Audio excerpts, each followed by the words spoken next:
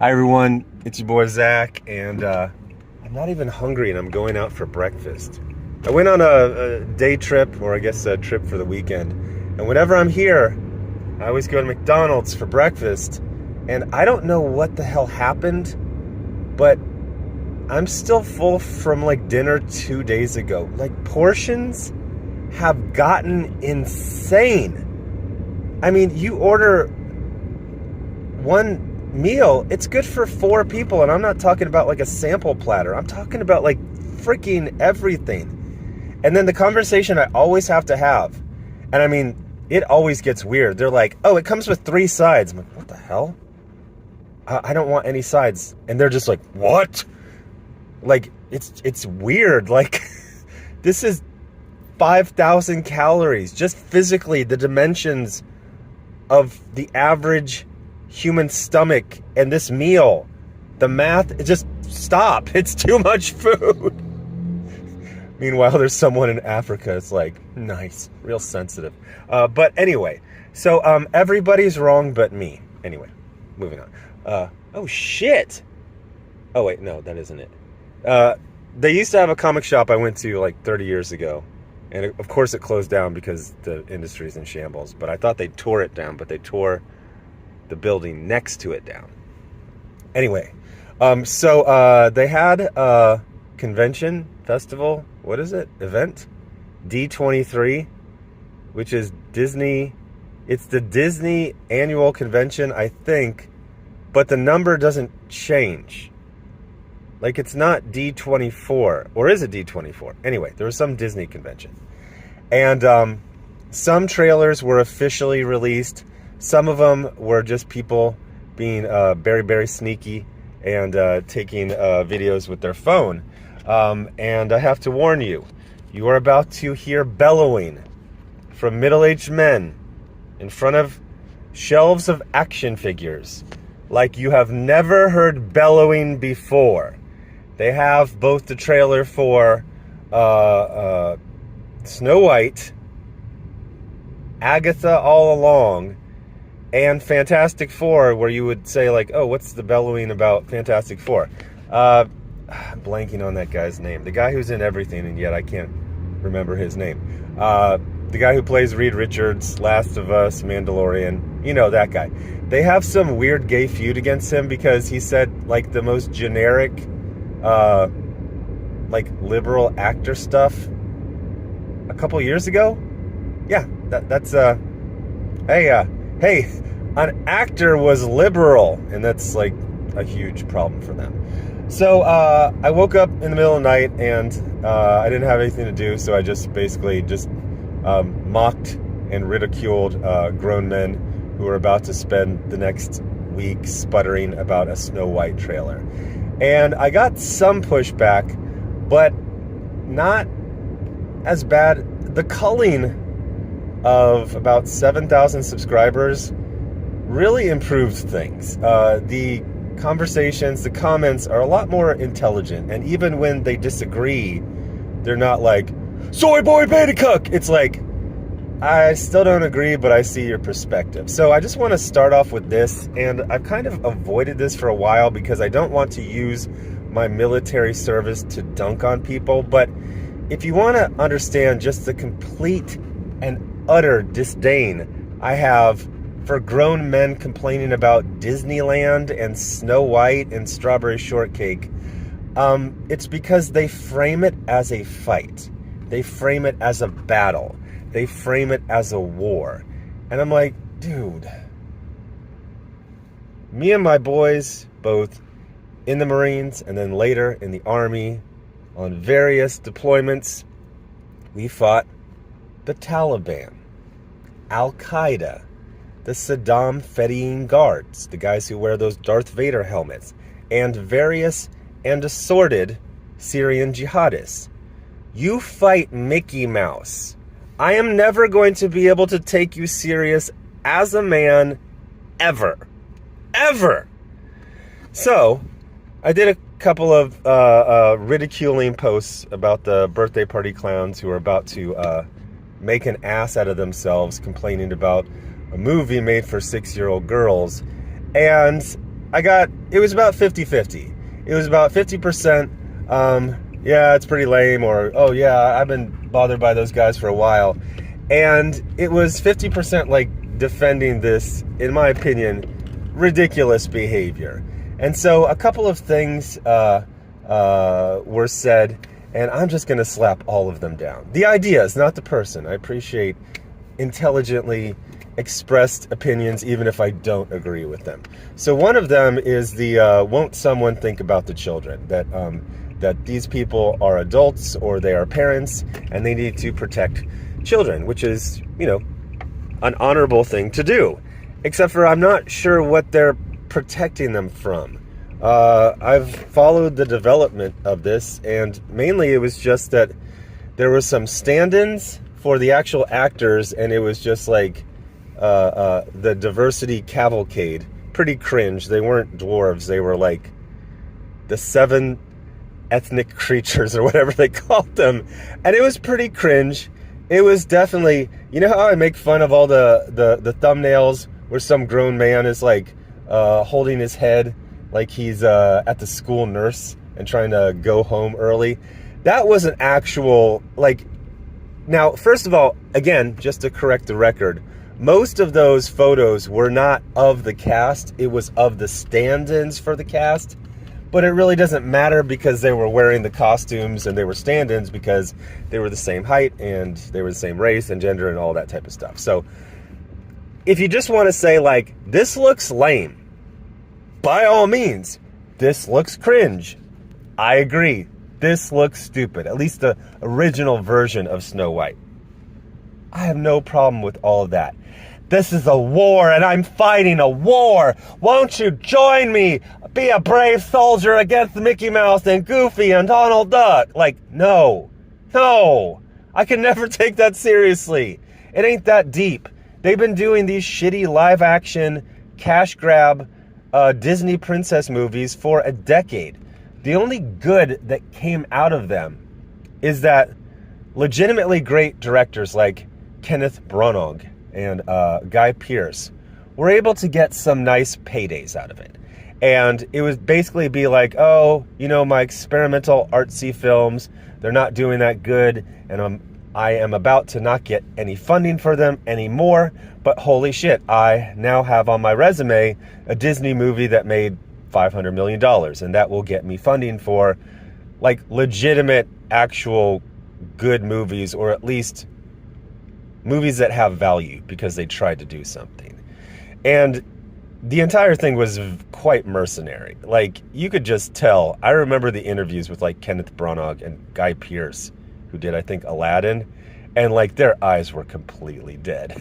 And they would just say, like, it's always been my dream to bring the magic of Disney to a new generation. Like, it was like those ISIS execution videos where the guy, like, he converts to Islam and it still doesn't save him.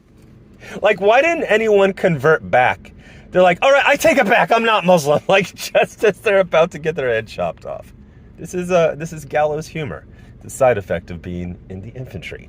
But anyway, yeah, I'm never going to be able to take your war seriously. And your Ned Flanders, Maud Flanders, won't someone think about the children? What are you protecting them from? Cringe movies? Like, it's not any kind of crusade. It's not anything admirable. It's just like, hey, when they are like, hey, let's go see this movie, it's like, oh, I saw some videos, YouTube videos, trailers. It doesn't look very good. We're going to go see Minions 10 or whatever. So the war thing, come on. That's my very well thought out retort to culture war. Give me a break. We are protecting the children. I don't know if you're protecting them so much as advising them on a subjective level. The other one is like this actress, Rachel Zegler. She attacked the fans. And first of all, that was years ago. Also, at the time, that was pretty much how every celebrity talked. You were just expected to say things like this. Actors, actresses, they are empty vessels.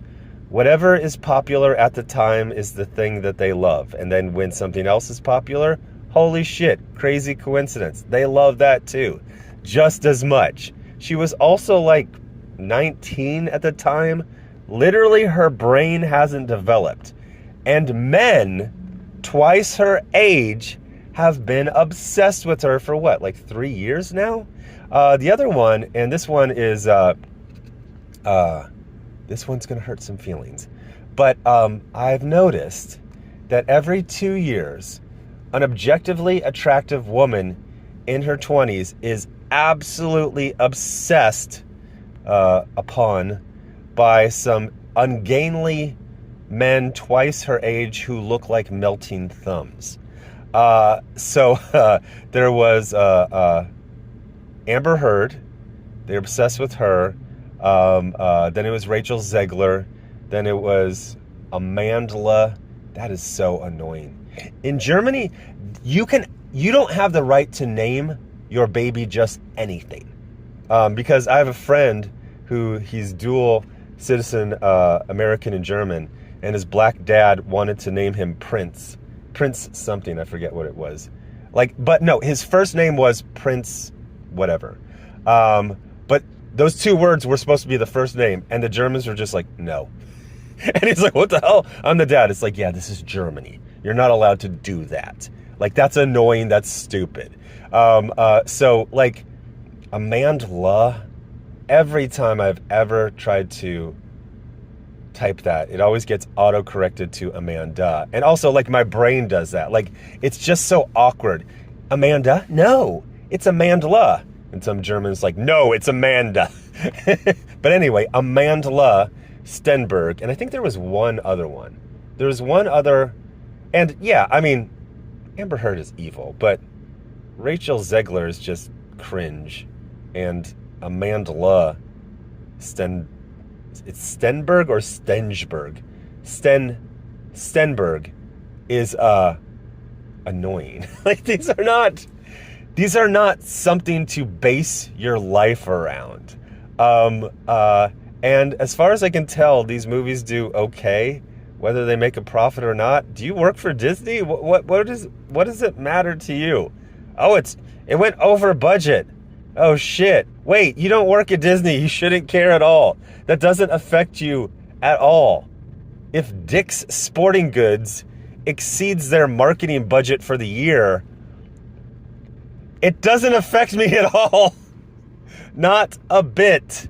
So yeah, the war thing, no. The protecting the children thing, no. The amazing coincidence of every 2 years, another objectively attractive woman is disparaged and is made to be some great evil. Now, Amber Heard, yeah, she kind of deserved that. But Rachel Zegler and Amandla Stenberg, they're just airheads. You know, like, seriously. Also, isn't the whole thing like you guys are like super alpha and tough and like macho? And like something an airhead said in a press conference like 3 years ago just wounds you to this day. It's just, it's like the, I learned something on TikTok a few months ago. God, what is the, Stryker? Von Strucker. You know Von Strucker, he has all those like scars on his face, and there's a tradition that villains have scars on their faces. It comes from the Germans. Again, getting back to the Germans, in that during like the World War I era, especially like the officers, they would duel, usually not to the death, usually to blood. But then when they got a scratch on their face, they didn't want it to heal. They did things specifically to that scar so that it never healed, in that they would, I guess when it was being sewn up, they would have the doctor sew in some horsehair, and then that horsehair would never dissolve like some kinds of stitches do. And so it's not that they wanted to make the scar go away, is that they wanted to accentuate it. They wanted it to never go away. And that would be kind of the final thing I see that I find very effeminate, is the idea of holding grudges forever. Like every time something It's like, why am I supposed to hate Universal? Oh, well, 5 years ago, the assistant head of development said this in an interview. How do you hold this many grudges? Like, I'm somehow supposed to maintain in my mind, in the palace inside of my mind, I'm supposed to maintain grudges with, like, every showrunner, every actor, every executive, not even, like, the CEO. Like, what was that? There's a woman who got fired last year from Disney, and she was gay. And I think she was head of, like, the special effects for a little while. Why? Well, I don't know her name, but you do. Why? And why is... Oh, God. The whole road trip, there's been this fly in here, and I can't get him out. Anyway, it's very annoying. Was he sent by Disney? He was sent by Disney. Get out of here. I'm fighting a war against you. Like, what is this? He keeps bumping me. Like, go away.